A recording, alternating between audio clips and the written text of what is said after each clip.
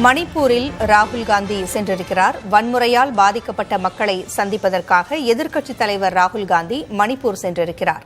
எதிர்க்கட்சித் தலைவராக பொறுப்பேற்ற பிறகு முதன்முறையாக ராகுல் காந்தி மணிப்பூர் சென்றிருக்கிறார். கூடுதல் விவரங்களை வழங்க செய்தியாளர் ராஜீவ் இணைந்திருக்கிறார். ராஜீவ், மணிப்பூரில் வன்முறையால் பாதிக்கப்பட்ட மக்களை சந்திப்பதற்காக ராகுல் காந்தி அங்கு சென்றிருக்கிறார். சந்திப்பு குறித்த விவரங்கள் என்ன? பூங்குழலி இன்று காலை அஸ்ஸாம் சென்றிருந்தார். அதைத் தொடர்ந்து தற்போது மணிப்பூருக்கு சென்றிருக்கிறார் ராகுல் காந்தி. அங்கு வன்முறையால் பாதிக்கப்பட்ட மக்கள், அதாவது இடம்பெயர்ந்த மக்கள் பல்வேறு முகாம்கள்ல தங்க வைக்கப்பட்டிருக்கின்றார்கள்.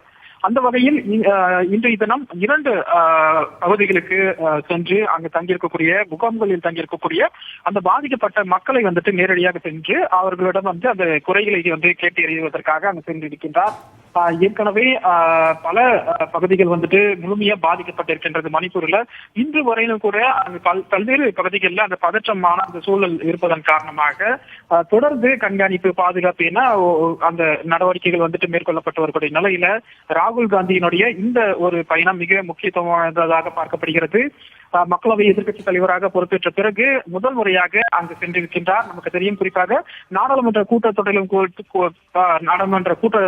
கூட பிரதமர் மணிப்பூர் தொடர்பாக எதுவும் அவர் பதிலளிக்கவில்லை. தொடர்ந்து எதிர்கட்சிகள் மணிப்பூர் விஷயத்தை கையில் எடுத்திருந்தார்கள். குறிப்பாக ராகுல் கடுமையாக பிரதமர் மோடி இந்த விவகாரத்தில் விமர்சித்திருந்த நிலையில இன்று அங்கு சென்றிருக்கின்றார். அங்கு தற்போதைய சூழல் என்ன, பாதிக்கப்பட்டிருக்கக்கூடிய மக்களுடைய நிலை என்ன, இரு சமூகத்தினருடைய அந்த தனிப்பட்ட அந்த பிரச்சனை மூலமாக பல்லாயிரக்கணக்கானவர்கள் இடம்பெயர்ந்திருக்கின்றார்கள். அவர்களுக்கு தற்போது அவர்களுடைய அந்த வாழ்வாதாரம் எந்த அளவு இருக்கின்றது, அதே போல அரசு அவர்களுக்கான என்ன நடவடிக்கை எடுத்திருக்கின்றார்கள் போன்ற அனைத்து வகையிலுமே அவர்களுடைய அந்த கருத்துக்கள், அதே போல அவர்களுடைய குறைகளை கேட்டறிந்து வருகிறார். இதனைத் தொடர்ந்து மணிப்பூருடைய ஆளுநரை சந்தித்து பேச இருக்கின்றார். அதன் பிறகு செய்தியாளர்களை சந்திப்புக்கு திட்டமிடப்பட்டிருக்கின்றது.